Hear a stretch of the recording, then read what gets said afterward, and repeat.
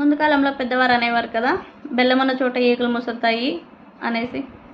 అదే అక్కడ బెల్లం లేకపోతే చూద్దామంటే కూడా ఒక ఈగ కనిపించదు, అట్లుంది. అదే ఒక చిన్న ముక్క బెల్లం ఉన్నాయి అక్కడ, ఎన్ని ఈగలు ఎక్కడి నుంచి వచ్చేస్తాయో తెలియదు, అన్ని ఈగలు ముసురుతూ ఉంటాయి అన్నమాట.